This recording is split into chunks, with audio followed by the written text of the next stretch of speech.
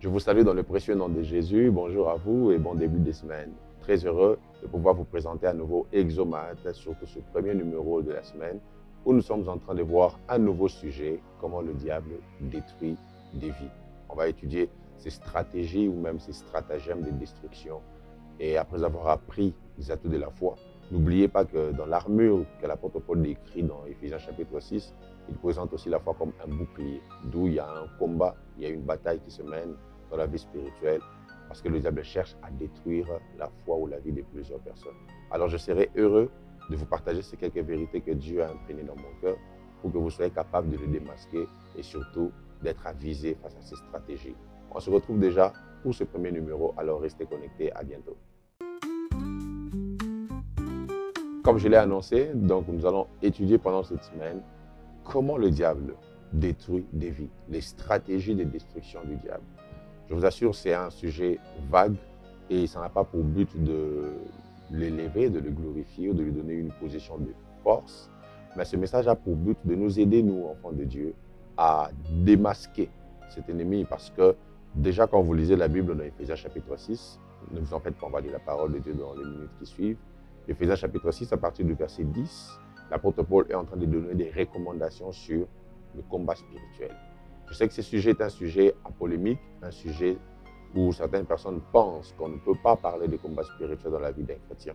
Mais on nous a donné des armes que l'apôtre appelle les armes de Dieu. Et je ne pense pas qu'on peut donner des armes à un homme qui ne mène pas de guerre. Et là, l'apôtre Paul dit, revêtez-vous de toutes les armes de Dieu afin de pouvoir tenir ferme face aux ruses du diable. Aux ruses. Donc, la stratégie du diable, c'est la ruse. Et je vais vous expliquer ça dans les minutes qui suivent. Mais lisons d'abord la parole de Dieu dans Genèse chapitre 3. Cette histoire, c'est l'histoire du commencement, l'histoire du premier couple de la terre, l'histoire d'Adam et Ève qui étaient les premiers habitants du jardin. La Bible commence en disant « Le serpent était le plus rusé de tous les animaux des champs que l'Éternel Dieu avait fait. Il dit à la femme, Dieu a-t-il réellement dit, vous ne mangerez pas de tous les arbres du jardin? La femme répondit au serpent, nous mangeons du fruit des arbres du jardin. Nous mangeons. Mais quant au fruit de l'arbre qui est au milieu du jardin, Dieu a dit, vous n'en mangerez point et vous n'y toucherez point de peur que vous ne mouriez. Alors le serpent dit à la femme, vous ne mourrez point. Mais Dieu sait que le jour où vous en mangerez, vos yeux s'ouvriront et que vous serez comme des dieux, connaissant le bien et le mal. La femme vit que l'arbre était bon à manger et agréable à la vue et qu'il était précieux pour ouvrir l'intelligence. Elle prit de son fruit et en mangea. Elle en donna aussi à son mari qui était auprès d'elle, et il en mangea. Les yeux de l'un et de l'autre s'ouvrirent. Ils connurent qu'ils étaient nus, et cousus des feuilles de figuier, ils s'en firent des ceintures. Alors, comme je l'ai dit en commençant, la stratégie principale d'action du diable, c'est la ruse.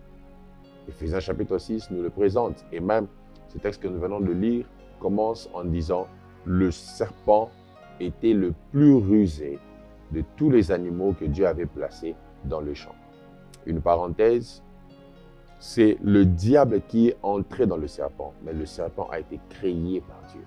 Le serpent est un animal comme tout autre, créé par Dieu. Et une autre parenthèse que j'aimerais nous donner toujours dans cet angle-là, c'est que le diable a habité un animal avant d'habiter un être humain. L'esprit du diable est entré dans un animal avant de trouver la porte d'entrée dans des êtres humains. Donc, il est possible que le diable utilise aussi des animaux. Je ne le dis pas pour mystifier les animaux, mais je le dis pour que vous sachiez que les forces spirituelles, les démons, sont des parasites et ils cherchent même des corps des animaux pour faire intrusion, pour entrer, pour demeurer.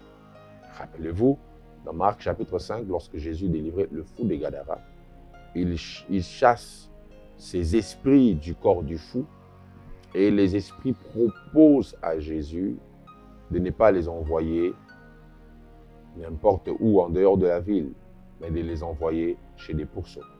Donc, les démons peuvent entrer dans des animaux. Je ne le dis pas pour que vous qui avez des animaux, que vous puissiez les jeter après cette émission. Mais je le dis pour que vous soyez conscient de cette possibilité d'infiltration ou d'intrusion du diable.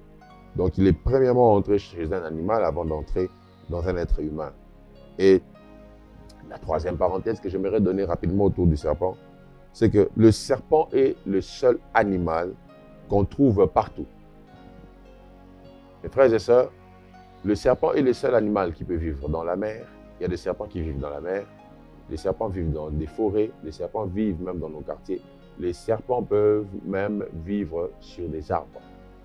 Donc, le serpent est le seul animal que l'on peut retrouver partout. Il a une forte capacité d'infiltration. Il a une forte capacité d'intrusion. Il n'entre pas par invitation. Il entre par force. Il cherche des portes d'entrée, des voies d'entrée pour s'infiltrer afin de détériorer. La dernière parenthèse que j'aimerais donner ici sur le serpent, c'est que le serpent est beau à voir. C'est beau de voir un serpent, je vous assure. Mais en même temps, le serpent est très dangereux. Hyper dangereux. Hyper dangereux. Vous savez, il y a un homme qui aimait trop les animaux et il s'était décidé d'élever un serpent. Il élevait un python. Et il prenait soin de son serpent, de son python. Il le nourrissait tous les jours comme il en avait l'habitude. Et un jour, le python avait arrêté de manger. 2 jours, 3 jours, 4 jours, 5 jours, 6 jours, 7, 8. Jusqu'à faire 1 mois, le python ne mangeait plus. Et cet homme était inquiet en se disant, pourquoi mon serpent ne mange plus? Il a pris de son argent, il a payé un vétérinaire. Et le vétérinaire est venu pour voir si le serpent était malade. En examinant le serpent, le vétérinaire a dit à cet homme, ton serpent n'est pas malade. Ton serpent n'est pas du tout malade. Il est juste en train de se préparer pour manger une plus grande proie. Et à mon sens, d'après ce que j'ai compris, la proie qu'il se prépare à manger, c'est bien toi. C'est comme ça que fonctionne le serpent. Le serpent peut être là et il se prépare à faire le mal. C'est tout ça que la Bible appelle la ruse. La ruse, mes frères et sœurs, c'est cette capacité à opérer tout en passant inaperçu. La ruse, c'est cette capacité à s'infiltrer, à entrer en un lieu, à opérer dans un espace, tout en fermant la possibilité d'être détecté. La ruse, c'est cacher sa vraie face pour atteindre un objectif. Vous savez, il existe des bombes qui ont des formes de bombes, mais il existe des bombes qui ont des formes de stylos, des bombes qui ont des formes de bonbons. Ou quand tu prends, tu penses que tu as en main un bonbon, alors que tu as une grosse bombe. Et il existe, mes frères et sœurs, des ruses comme ça. Des ruses où le diable se fait passer pour ce qu'il n'est pas, afin d'atteindre un objectif qu'il s'est déjà assigné. Alors, l'apôtre Paul dit, portez toutes les armes de Dieu pour tenir ferme face aux ruses du diable. Ça veut dire, s'il y a une chose face à laquelle vous devez le plus résister, ce ne sont pas les attaques directes ou les attaques révélées du diable, mais ce sont ces attaques cachées dans la ruse. S'il y a une chose à laquelle vous devez le plus veiller, ce ne sont pas vos cauchemars, mais c'est quand le diable vient sous un format d'ange, pendant que c'est un porteur des ténèbres qui se déguise en ange de lumière. N'oubliez pas que c'est un ex-ange de lumière. Donc il a l'expérience sur la fabrication de la lumière ou soit sur la fabrication d'une présentation lumineuse. Mais il ne porte plus la lumière. Il n'est plus ange de lumière. Donc, il faudrait que vous sachiez que Dieu a mis en vous les armes de l'esprit pour que vous soyez capable de détecter les ruses du diable. Je ne vais peut-être pas entrer aujourd'hui dans sa vraie manière de détruire les vies, mais j'aimerais que vous sachiez déjà que c'est un adversaire rusé. Le diable est tellement rusé. Plutôt que vous le comprenez, plus vite vous allez le vaincre.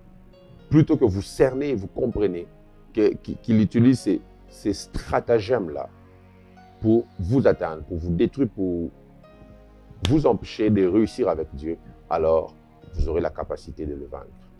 Ma prière et le vœu de mon cœur, c'est que dans des familles, que le Dieu de la Bible puisse donner la lumière qui permettra de vaincre ou de démasquer les stratagèmes du diable.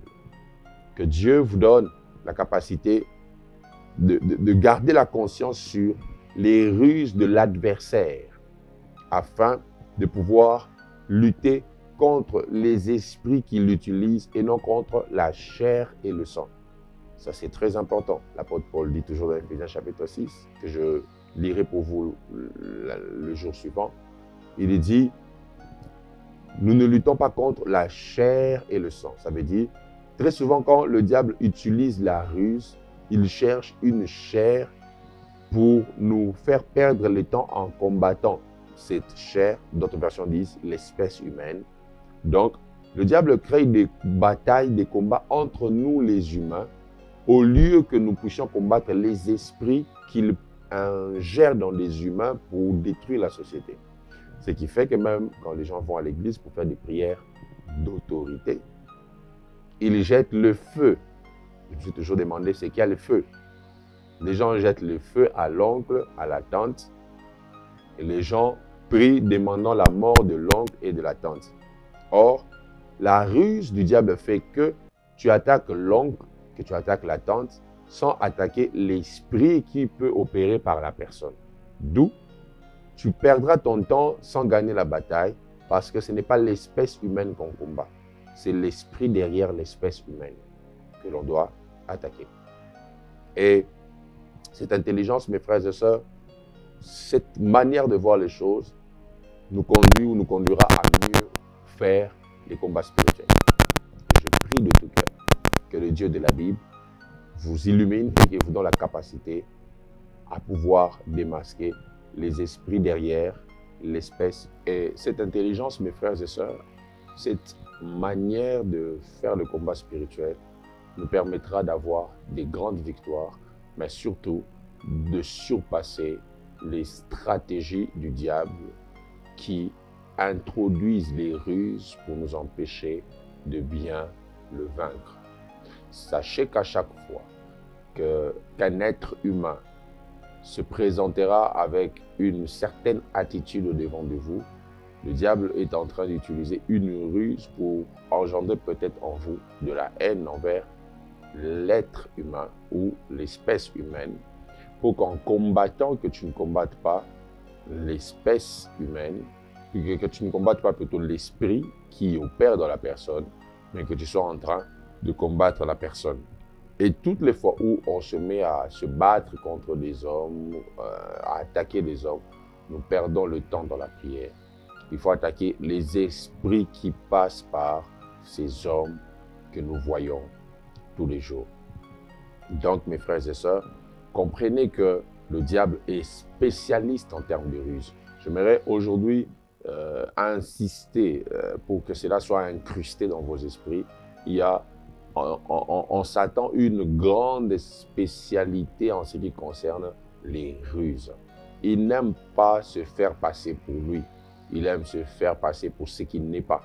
Pour qu'en se faisant passer pour ce qu'il n'est pas, que vous ayez la facilité de céder à ses malices. C'est comme ça que même quand il se présente devant Jésus, il ne se présente pas d'une manière d'attaque directement. Il se présente comme quelqu'un qui fait des propositions que la Bible appelle des tentations. Il dit, si tu es le Fils de Dieu, ordonne à ce que cette pierre devienne le pain. quoi de plus normal pour un homme qui a faim depuis 40 jours que de faire un tel miracle? Mais c'était une proposition du diable. Même quand le diable te dit une bonne chose, puisque ça vient de lui, tu dois savoir qu'il y a une ruse derrière qui a pour but de te nuire. Tu dois savoir qu'il y a une ruse derrière qui a pour but d'atrophier ces potentiels que Dieu a placés en toi. Et la finalité de tout ça, c'est la destruction de l'être que vous êtes. Alors, soyez conscients, mes frères et sœurs, de cela. Soyez conscients qu'il y a ces défis qui s'élèvent au devant de vous et soyez surtout rendus capables par Dieu de le relever. Soyez rendus capables de pouvoir affronter cela. Ma prière élevée de mon cœur, c'est que toutes les ruses du diable qui s'élèveraient contre vous en cette journée puissent être démasquées. Quelqu'un viendrait peut-être pour vous énerver parce que c'est le jour de votre bénédiction. Quelqu'un viendra pour vous mettre dans un état où vous serez tellement fâché, où vous serez prêt à vous venger parce que c'est le jour où Dieu a décidé de vous accorder certaines faveurs, certaines bénédictions. Alors ne laissez pas le diable vous détourner de ce que Dieu a prévu faire pour vous. Restez focalisés sur les faveurs et bénédictions divines qui viennent en votre direction. Que la ruse du diable, que les ruses du diable ne vous emmènent pas loin de Jésus. Que les ruses du diable ne vous emmènent pas à haïr les hommes, mais à comprendre l'esprit qui opère derrière les hommes pour que vous puissiez les vaincre. Au nom puissant de Jésus que j'ai ainsi prié et je dis Amen. Que Dieu vous bénisse, que Dieu bénisse vos journées et je serai heureux de vous retrouver au prochain numéro.